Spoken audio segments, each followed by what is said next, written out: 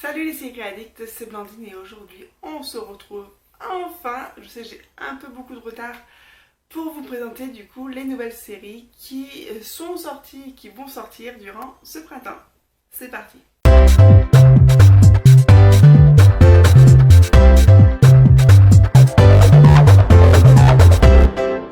Le 15 mars dernier est sortie la série Shrill. Donc on va suivre Annie, une jeune femme en surpoids qui veut changer de vie mais pas de corps. Dans son quotidien, elle se bat pour devenir journaliste et se retrouve confrontée à des problèmes de couple et à des parents malades et à un patron perfectionniste. C'est une petite comédie de 30 minutes qui va sortir du coup sur Hulu. Je trouve ça plutôt frais, c'est un peu dans le même style, j'ai l'impression que Dietland que je vous avais présenté il me semble l'été dernier, je vous mettrai la vidéo là, que j'avais bien aimé. Là ça a l'air aussi avec beaucoup d'humour, beaucoup de dérision et assez actuel et ancré, vous voyez, ancré dans la vraie vie. Donc moi ça me tente plutôt pas mal. Ensuite, le 18 mars est sortie la série The Fix. On va suivre Maya Travis, procureure qui a vu sa carrière et sa réputation détruite à cause d'une affaire très médiatisée sur un double meurtre impliquant une célébrité hollywoodienne. 8 ans plus tard, le coupable passe à nouveau à l'action. De retour à Los Angeles, la jeune femme compte bien le coincer. Donc on est sur une série policière ABC de 42 minutes. On retrouve, comme vous l'avez vu dans les images, l'actrice qui jouait dans The Mentalist, qui joue à peu près du coup un rôle assez similaire du coup à The Mentalist, on reste dans le milieu policier. C'est une série qui a l'air sympa. Après, les séries policières, il y en a tellement que voilà, peut-être que je me laisserai tenter par le pilote, mais voilà, sans plus. Le 20 mars est sortie la série The Hacked. Il s'agit d'une série anthologique, donc chaque saison va s'inspirer du coup d'une histoire vraie et d'un meurtre. On suit Gypsy Blanchard qui essaie d'échapper à la relation toxique qu'elle entretient avec sa mère très protectrice. Son désir d'indépendance ouvre une boîte de Pandore pleine de secrets, dont un en particulier qui pourrait conduire au meurtre. Donc il s'agit d'une série anthologique où du coup chaque saison va parler d'une histoire, on va dire, un peu de ce type de meurtre, d'horreur, de drame. Dedans, on y retrouve la belle Patricia Arquette qui joue super bien, même la jeune, je sais pas, je la connais pas, mais elle joue super bien, ça a l'air hyper prenant. Enfin, le teaser m'a laissé, a fait son boulot et m'a donné envie de regarder la série, donc voilà. Toujours le 20 mars est sorti Pretty Little Liar, The Perfectionist, ou ils auraient tout simplement dire Pretty Little Liar 2, mais bon, ou juste The Perfectionist, mais bon, ça c'est mon avis. Cette fois-ci, l'action se déroule dans la ville de Beacon High, dans une université où tout semble parfait avec des élèves modèles, mais un jour, un meurtre va être commis.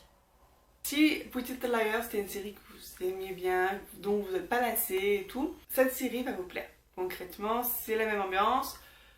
On retrouve deux actrices du coup de Pretty Little Liars. On retrouve du coup Allison et Mona. J'ai oublié leur nom d'actrice, donc ce sera Allison et Mona dans ce spin-off. Et on retrouve également la mère de Selena de Gossip Girl. J'ai oublié son nom aussi. On la retrouve qui est à peu près dans un rôle assez similaire à ce qu'elle avait dans Gossip Girl, donc c'est assez sympa. Donc voilà, si vous aimez bien, si vous avez bien aimé Pretty Little Liars, je peux vous conseiller ce spin-off. Le 27 mars est sorti What We Do in the Shadows. Donc c'est une comédie sous forme de reportage qui propose de suivre le quotidien de Nandor, Laszlo, Nadja et Guillermo, 4 vampires âgés de plusieurs siècles vivant en coloc dans le New York d'aujourd'hui. Comment s'organise leur cohabitation, la vie éternelle, est-ce vraiment si cool que ça? Donc comme vous l'avez compris, c'est une série, c'est une comédie totalement déjantée. Si vous avez regardé un peu les images, ça a l'air complètement décalé. Moi ça me tente, donc voilà, je vous la présente. Ça fait vraiment parodie un peu des séries sur les vampires et tout, donc ça peut être pas mal. Il me semble que ça va être diffusé prochainement sur Canal+. Voilà. Le 29 mars est sortie la nouvelle série française Netflix pour succéder du coup à Série Marseille. Il s'agit d'une série SF, Osmosis. Paris dans un futur proche. La nouvelle application Osmosis garantit avec certitude de trouver le partenaire idéal et de transformer le rêve ultime de trouver l'âme sœur en réalité. Mais y a-t-il un prix à payer lorsqu'on laisse un algorithme choisir l'homme ou la femme de notre vie? Donc c'est une série qui fait très Black Mirror, je vous l'accorde. Elle était présentée au festival Cérémonial. Si vous n'avez pas vu mon petit bilan sur mon expérience à la Cérémonial, je vous le mets là. Moi j'ai pas eu l'occasion du coup de voir en avant-première les épisodes, j'ai d'ailleurs toujours pas vu la série. Moi je suis un peu sur cette série. Je sais pas si j'ai envie de la voir ou pas. Voilà. Et pourtant le pitch m'emballe un peu, donc je regarderai au moins le pilote. Le 29 mars est sortie la série Anna. On va suivre du coup Anna, une jeune fille aux compétences extraordinaires et l'une des plus jeunes et dangereuses assassins du monde. Tout en semant l'agent de la CIA qui a ses trousses, elle tente de découvrir la vérité qui se cache derrière sa naissance et ses facultés innées. Donc c'était la série qui était présentée en clôture de cérémonie, donc je ne l'avais pas vue non plus. C'est une série qui me botte beaucoup, donc voilà. Je l'ai toujours pas regardée, mais je pense la regarder. Le 1er avril, ce n'était pas une farce, est sortie la série The Twilight Zone. Donc il s'agit d'une nouvelle version de la série culte de la 4ème dimension. Et à travers des épisodes à chaque fois différents, on va nous raconter du coup des histoires de science-fiction et d'horreur. Donc c'était une série qui était aussi présentée à Cérémonial, que je n'ai pas vue, mais j'ai vu entre temps.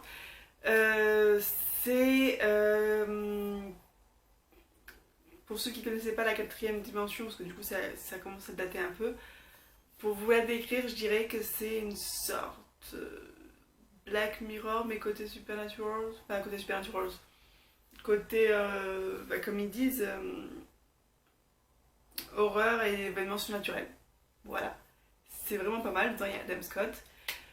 Donc voilà, c'est bien, je vous la conseille si c'est votre genre, tout ce qui est surnaturel et tout, foncez. Le 4 avril est sorti In the Dark. Seul témoin du meurtre de son ami qui lidait de la drogue, une jeune aveugle se met à enquêter avec son chien pour retrouver le meurtrier, tout en jonglant entre sa vie amoureuse très agitée et son travail au sein d'une école de chiens guides pour aveugles.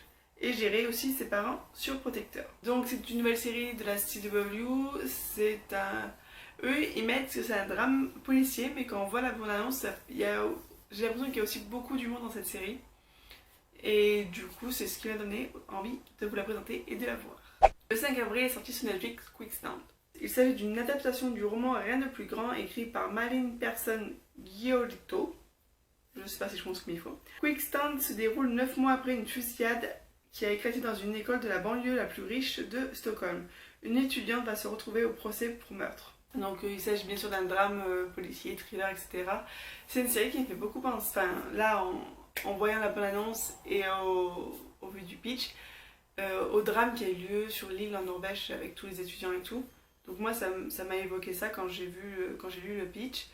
Après c'est une série qui m'intrigue énormément. En plus, je sais pas si vous êtes au courant, si vous me suivez sur Instagram, je suis allée à Stockholm pour le Nouvel An, du coup j'ai hâte quand même voir si on voit des images de Stockholm et tout, donc voilà, c'est une série qui m'a l'air plutôt pas mal. Le 8 avril, enfin une série française avec la série Vernon Subutex. Vernon Subutex est un disquaire au chômage qui se fait expulser de son appartement. En quête d'un endroit où dormir, il sollicite d'anciens amis de la vente de Revolver, son magasin de disques, dont Alex Bish, rockstar sur le retour, mais celui-ci meurt d'une overdose et lui laisse 3 cassettes vidéo. Est-ce que j'ai besoin de vous dire, moi je sais pas, le Bish moi il m'emballe trop, j'ai trop hâte de voir la série.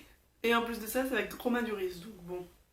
Le 16 avril sort Bless This Mess. Un couple fraîchement marié abandonne sa vie à New York pour s'installer dans le Nebraska. Leur plan ne va pas se dérouler aussi bien que prévu. Donc cette petite comédie de 30 minutes sur ABC me tente énormément. Déjà cette série me tente trop parce que c'est avec Dax Shepard qui, je sais pas si vous le savez, est le mari de Kristen Bell, Véronica Mars.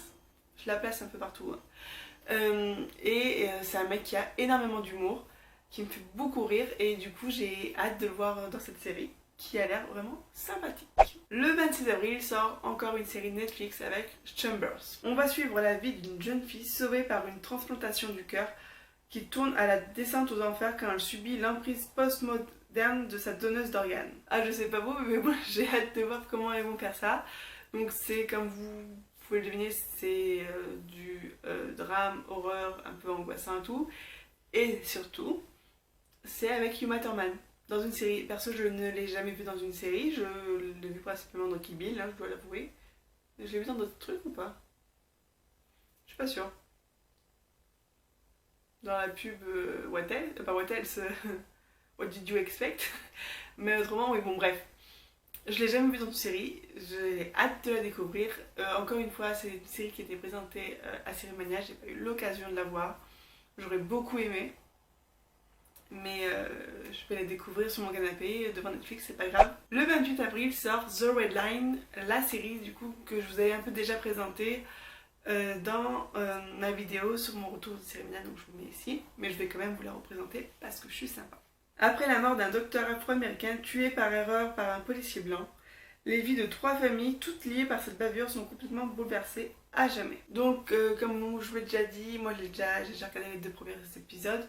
C'est une bonne série. Si vous aimez les séries du style This Is Us ou A Million Little Things, foncez.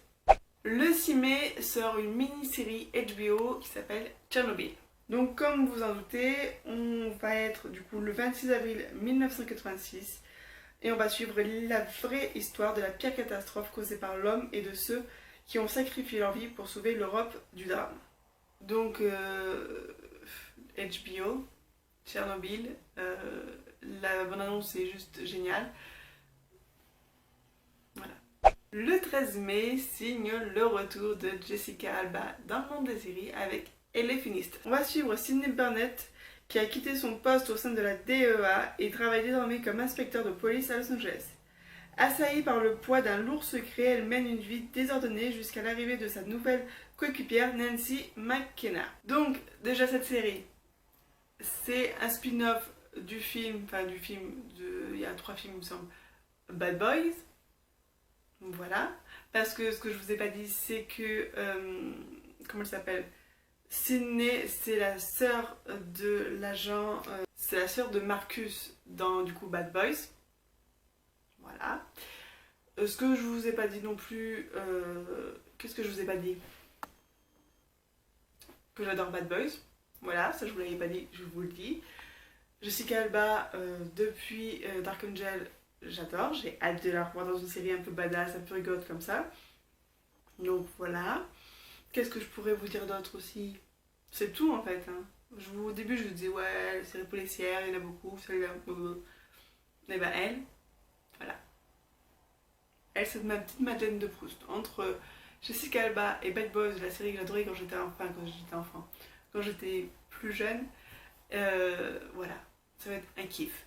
Ça va juste être un kiff. Et le 31 mai sort une série Amazon que j'attends énormément. Non, ce n'est pas la série du Seigneur des Anneaux, autrement, on avait entendu parler. C'est la série Good Omens. Alors que l'apocalypse est proche, un ange et un démon qui vivent sur Terre parmi les humains depuis longtemps font tout ce qu'ils peuvent pour échapper à la guerre à venir. Au cas où, si vous ne savez pas, c'est la nouvelle série avec David Tennant. Voilà, je place ça comme ça, là. Ça a l'air juste génial. Là, Amazon, à mon avis, il frappe un grand coup parce que ça a l'air... Ça sent la très bonne série, non? Vous voyez pas le truc arriver? Moi, j'ai hâte. J'ai vraiment hâte. Donc voilà, c'était les nouveautés qui sont sorties, qui vont sortir durant ce printemps. J'espère comme d'habitude que la vidéo vous a plu. Moi, je suis encore plus en retard parce que, comme vous l'avez vu, j'ai encore rajouté moult séries à ma liste de séries à regarder. J'espère que vous aussi, comme ça je me sentirai un peu moins seule. Et mon petit pitch de départ, comme d'hab, enfin de clôture plutôt. Si vous n'êtes toujours pas abonné, abonnez-vous. Si vous avez regardé une ou encore d'autres vidéos, allez-y, je ne vous empêche pas.